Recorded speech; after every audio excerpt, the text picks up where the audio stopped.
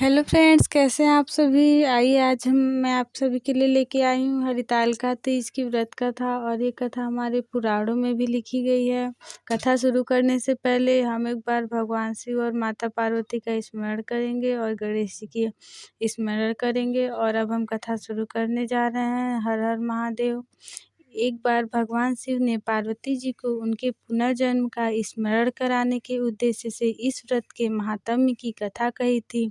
श्री भोले शंकर बोले, हे गौरी पर्वतराज, हिमालय पर स्थित गंगा के तट पर तुमने अपनी बाल्यावस्था में 12 वर्षों तक अधोमुखी होकर घोर तप किया था। इतनी अवधि तुमने अन्न ना खाकर पेड़ों के सूखे पत्ते चबाकर जीवन व्यतीत किए। माँ की विकराल शीतला में तुमने निरंतर जल में प्रवेश करके तप किया। वैशाख की जला देने वाली गर्मी में तुमने पंचाग्नि से शरीर को तपाया। श्रावण की मूसलाधार वर्षा में खुले आसमान के नीचे बिना अन्न जल ग्रहण किए समय व्यतीत किया। तुम्हारे पिता तुम्हारी कष्ट साध्य तपस्या को देखकर बड़े दुखी होते थे। उन्हें बड़ा क्लेश होता था। तब एक दिन तुम्हारी तपस्या तथा पिता के क्लेश को देखकर नारद मुनि जी तुम्हारे घर पधारे। तुम्हारे पिता ने हृदय से अतिथि सत्कार करके उनके आने का कारण पूछा। नारद जी ने कहा, गिरिराज, मैं भगवान विष्णु के भेजने पर यहाँ उपस्थित हुआ हूँ। आपकी कन्या ने बड़ा कठोर तप किया है। इससे प्रसन्न होकर वे आपकी सुपुत्री से विवाह करना चाहते हैं। इस संदर्भ में आपकी राय जानना चाहता हूँ। नारद जी की बात सुनकर गिरिराज गदगद हो उठे। उनके तो जैसे सारे क्लेश ही दूर हो गए। प्रसन्न चित्त होकर वे बोले, श्रीमान, यदि स्वयं विष्णु मेरी कन्या का वरण करना चाहते हैं तो भला मुझे क्या आपत्ति हो सकती है। वे तो साक्षात ब्रह्म हैं। हे महर्षि, यह तो हर पिता की इच्छा होती है कि उसकी पुत्री सुख संपदा से युक्त पति के घर की लक्ष्मी बने। पिता की सार्थकता इसी में है कि पति के घर जाकर उसकी पुत्री पिता के घर से अधिक सुखी रहे। तुम्हारे पिता की स्वीकृति पाकर नारद जी विष्णु के पास गए और उनसे तुम्हारे विवाह के निश्चित होने का समाचार सुनाया।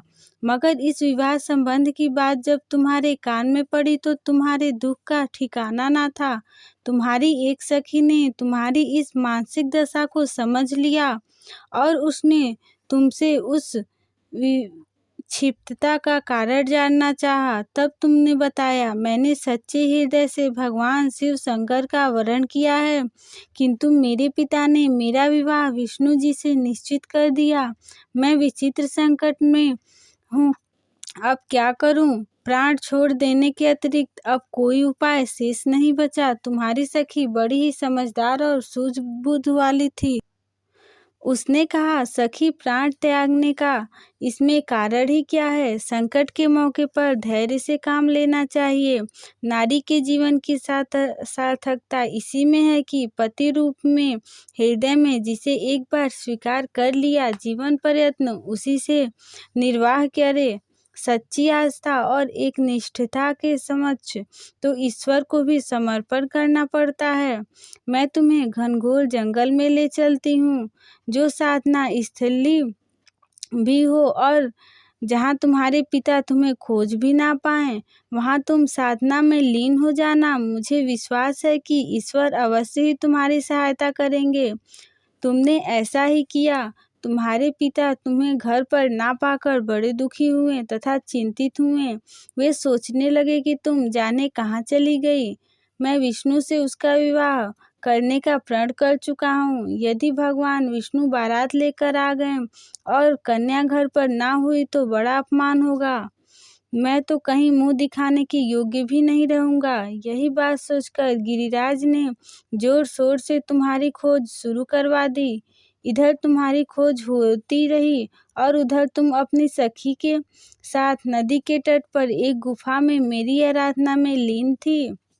भाद्र पक्ष भाद्रपद शुक्ल तृतीया को हस्त नक्षत्र था। उस दिन तुमने रेत के शिवलिंग का निर्माण करके व्रत किया। रात भर मेरी स्तुति के गीत गाकर जागी। तुम्हारी इस कष्ट साध्य तपस्या के प्रभाव से मेरा आसन डोलने लगा, मेरी समाधि टूट गई। मैं तुरंत तुम्हारे समक्ष जा पहुंचा और तुम्हारी तपस्या से प्रसन्न होकर तुमसे वर मांगने के लिए कहा। तब अपनी तपस्या के फलस्वरूप तुमने अपने समक्ष मुझे पाकर कहा, मैं हृदय से आपको पति के रूप में वरण कर चुकी हूँ। यदि आप सचमुच मेरी तपस्या से प्रसन्न होकर आप यहाँ पधारे हैं तो मुझे अपनी अर्धांगिनी के रूप में स्वीकार कर लीजिए।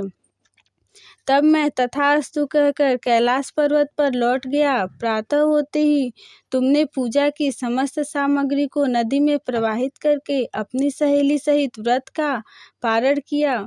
उसी समय अपने मित्र बंधु व दरबारियों सहित गिरिराज तुम्हें खोजते खोजते वहां पहुँचे और तुम्हारी इस कष्ट साध्य तपस्या का कारण तथा उद्देश्य पूछा। उस समय तुम्हारी दशा को देखकर गिरिराज अत्यधिक दुखी हुए और पीड़ा के कारण उनकी आंखों से आंसू उमड़ आए थे।